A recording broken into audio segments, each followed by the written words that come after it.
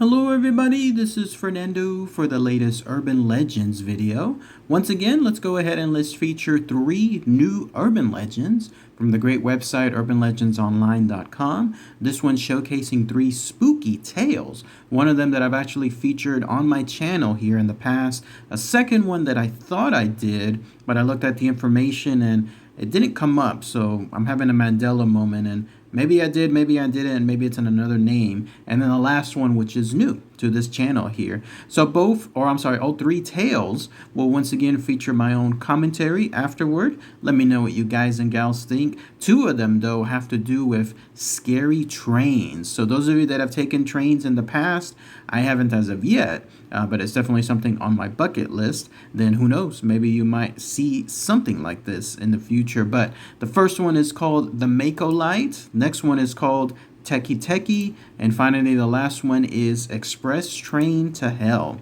So without further ado, let's go ahead and let's start with the first one, which is the Maco Light, and here's what it says. On a rainy and foggy night, a man named Joe Baldwin was working on the train rails along the Wilmington and Manchester Railroad. He discovered the car was separated as a train was coming. He knew another train was approaching, so he dashed to the platform.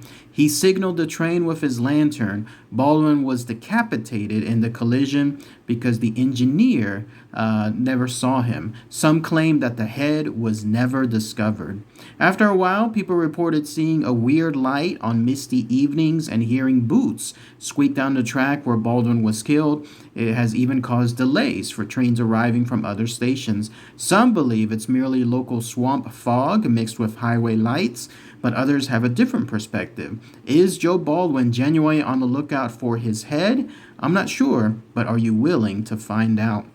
Then that's it. That's everything associated with this urban legend. So the Maco Light I did talk about a couple of years back, and I expounded upon it into a much longer video. Check it out if you have the chance. Just look it up on my channel, Maco Light, and you'll see it there. But yeah, essentially the story is there was an engineer, somebody that was there working on the train rails, and then that's when he noticed that another train was coming, and either through a bad misfortune, bad luck, or some kind of fate, this train never stopped, but there he was on his, valiantly in front of the track with his lantern, and so because of the collision, he instantly died. And yes, the story goes he was decapitated, and so from that, his head is somewhere out there, or a ghostly head to this day, and that's why people see a headless body. They see this headless body looking about, almost trying to find his head, but never able to, and that's associated with Joe Baldwin and the light that he has with his ghostly lantern as well. So if anyone is there by that area in Wilmington and Manchester, then who knows, you might have a chance to see this guy, Joe Baldwin there, or his ghostly lights. And if so, let me know what you think about that situation as well. Who knows, you may even have a chance to comment on this video later on with your own experiences associated with that ghostly light. Next one comes from, once again, the urbanlegendsonline.com website, but it's simply called Teke Teke, and this one is an offshore or an international urban legends, and here's what it says. Teke Teke is the ghost of a Japanese schoolgirl who roams the train stations of Japan. In life, this girl was a scaredy cat, and people are always playing practical jokes on her. One day, at the train station after school, her friends decided to put a cicada, a bug that appears in the summer in Japan, on her shoulder. Sadly, this turned out to be a fatal prank. She was so scared she fell off of the platform and was hit by a Shinkansen, the fastest train in Japan, and her body was split in 2. Now she is haunting the train stations of Japan, dragging herself with her elbows and sometimes her hands. She is known to kill people with her scythe and then split people in half with the harsh speed of the Shinkansen to make her victims feel her pain. Her name is Teke Teke, or Bada Bada, because of the noise she makes when she is dragging herself around. Then that's it. That's everything associated also with this urban legend, this international one called Teke Teke. Let's talk about that here. Didn't it seem like this was something I've mentioned in the past, right? Like this seems like a story of a young girl in Japan. Something happened to her based on some cruel pranks, and now she haunts areas. I think, though, the last one I did was schools. This one is train stations. So I guess that's the big difference. But either way, they're eerily similar. So this poor girl, whoever she was, this nameless girl, she had the cicada placed on her. If you don't know what those are those big suckers. Those are like grasshoppers from hell, and they create an insane amount of noise. Like, it's something where you'll know a cicada is nearby, basically. And even worse, if it's on you, can you imagine the noise that it makes at that point? So you can totally see why she fell off that platform. Obviously, the kids were playing a mean prank, but I don't think they were going that far. But either way, though, she was split in two.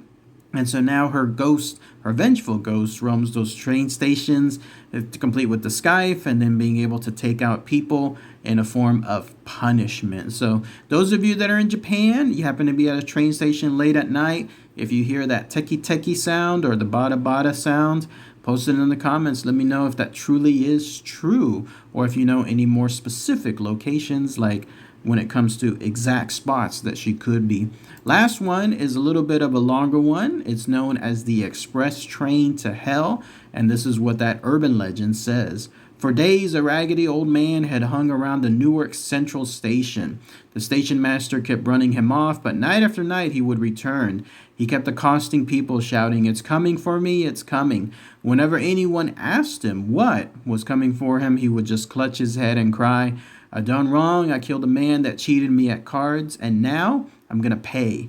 The station master finally took the man aside and threatened to call the police if he did not cease and desist. The old man rolled his eyes and replied, "The express train from hell is coming for my soul. You've got to help me." And so he broke away from the station master and ran for the door. The time was 2 minutes to midnight. At that exact moment, a new sound introduced itself.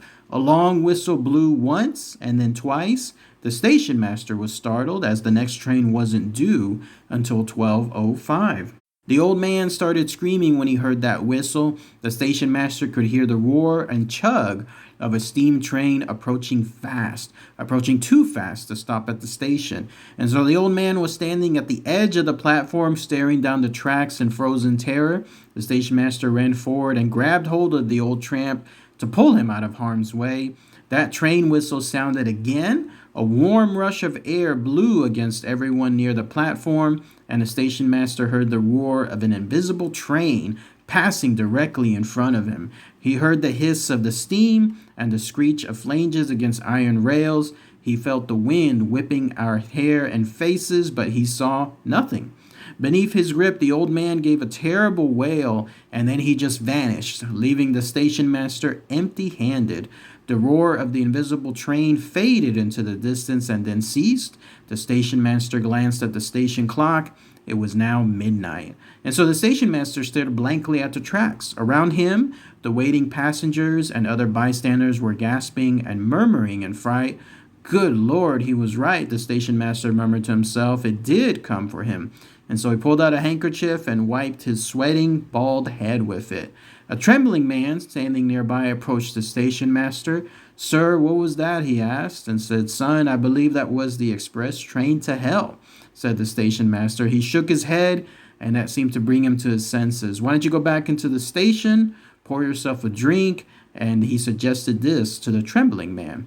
And so he pushed the man through the station door and then turned to address the dazed and frightened passengers. "Nothing to worry about, folks," he said. "It was just an express train passing through. The next train will be here in 5 minutes." The station master's reassuring manner calmed everyone. People turned away from the empty tracks and settled back into their seats, whispering to each other about the strange events that had just taken place. Then the station master went into his office, closed the door, poured himself a stiff drink to calm his nerves. "Well, that's one for the books," he muttered aloud. "I wonder if I should just put it on the schedule. 12 a.m., express train to hell." And so shaking his head, he fortified himself with one more brandy and then went back to work. Then that's it. That's everything associated with the express train to hell. So let's talk about that here. This one definitely sounds the most folksy. Like, this is definitely, to me, something that is a story rather than an urban legend. It just has all the hallmarks associated with it. No specific, like no person, like a name. In other words, we do have a spot, which is the Newark Central Station, but no time associated with it. All one can think is that it's an older story, considering that it's like a steam station of some sort. But there they were, this man, whoever he was, a raggedy old man, as it was described. I got the impression that he could have been also a homeless person, something like that, considering his appearance. But either way, he was scared out of his wits. He was going there night after night. It got me confused as to why he continued to go to that Newark Central Station if that's where the train from hell was going to be. You would think you would be the other side of the city at that point. But no, this guy just kept returning there, and he knew it was coming for his soul because this vengeful train was going to punish him for what he did. He had killed a man that had cheated him at cards, and so now this train was going to be there for him. And lo and behold, it ended up coming right there. 2 minutes to midnight, an invisible train blew by. The station master had the guy in his hand, and then the next moment, he disappeared right as the train was whooshing by. Creepy stuff when you think about it, because it definitely goes into a whole other realm outside of any physical possibilities. But otherwise, it was interesting to see the rest of the people there in shock and then kind of go about their way. Like, people realize it just happened. It did. Well, there's not much they can do about it. And so the station master just pretty much went back to work at that point. But again, no indication as to who he was as far as this old raggedy man, and no indication as to what this train was altogether, since it was completely invisible. But something did come for him that night and then took him to wherever he was going to be punished afterwards. So interesting stuff. All right, everybody. Thanks again as always. Take care. Bye.